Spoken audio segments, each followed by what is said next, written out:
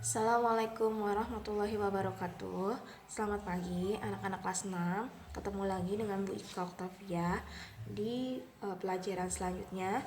Di hari ini Ibu akan membahas tentang sifat-sifat operasi hitung bilangan bulat. Sifat-sifatnya itu ada 4. Yang pertama, Ibu akan menjelaskan sifat tertutup. Operasi hitung bilangan bulat itu memiliki sifat tertutup karena setiap operasi hitung tersebut selalu menghasilkan bilangan bulat juga.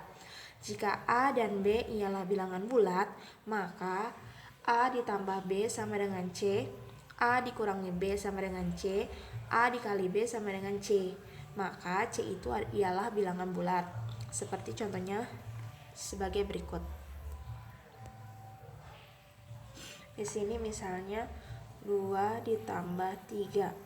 Nah, 2 sendiri bilangan bulat, 3 sendiri juga bilangan bulat. Maka hasilnya bilangan bulat juga. 2 ditambah 3, 5. Karena dua-duanya bilangan bulat positif, maka hasilnya positif. Lalu yang kedua, contohnya 3 dikurangi 4 sama dengan, nah 3 di sini bilangan bulat positif.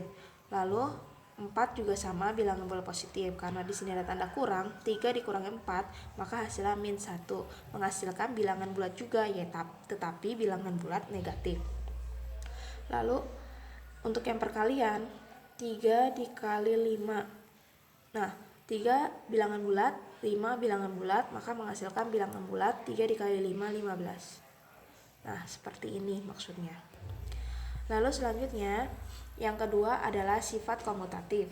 Sifat komutatif disebut juga sifat pertukaran, berlaku pada operasi hitung penjumlahan dan perkalian saja. Contohnya di sini rumus umumnya A ditambah B, maka sama dengan dibalik saja B tambah A. A dikali B sama dengan tinggal dibalik saja B dikali A.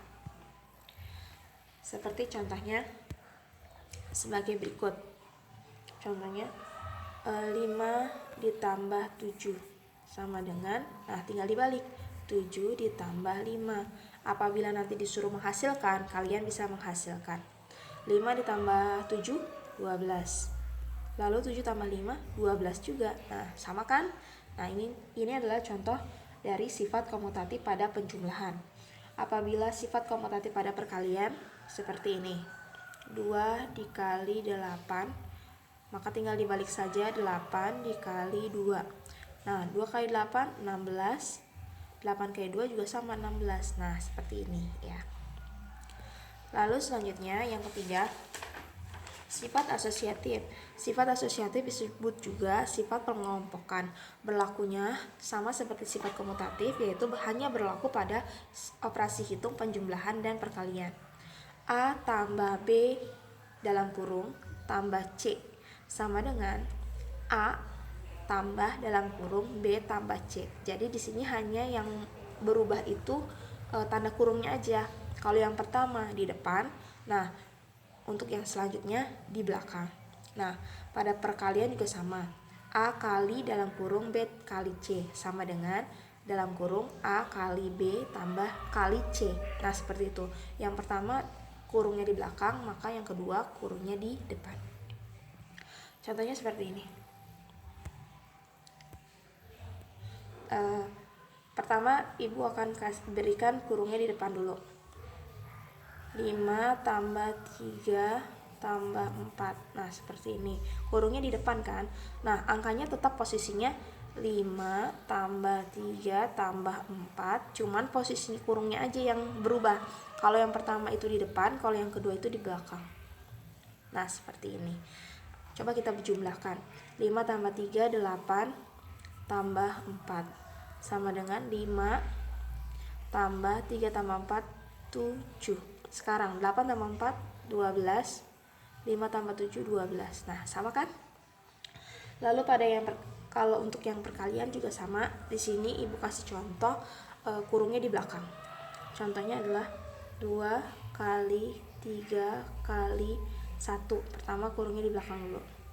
Lalu yang selanjutnya kurungnya Ibu taruh di depan. Tetap angkanya tetap sama, 2 kali 3 kali 1, tapi kurungnya di depan. Nah, kita lihat hasilnya sama atau tidak. 2 kali 3 kali 1 3 sama dengan 2 kali 3 6 kali 1. 2 kali 3 6. 6 kali 1 6. Nah, sama kan? Seperti itu.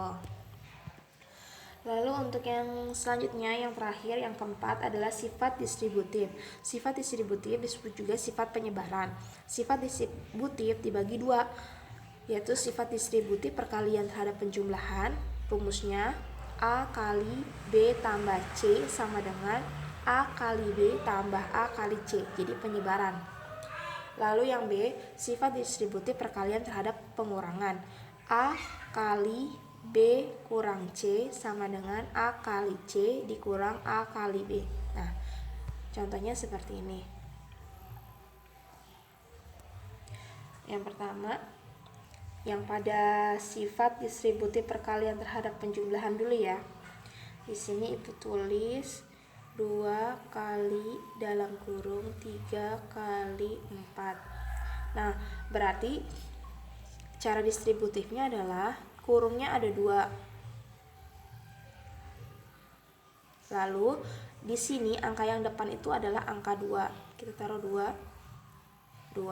Lalu tanda kali kita taruh tengah-tengahnya sini. Lalu angka 3 dengan 4. Pertama taruh 3 di sini, taruh 4 di sini. Lalu tanda maaf, di sini Ibu ada yang salah. Ya. Di sini tanda tambah. Oke, tanda tambahnya taruh di sini. Nah, seperti ini.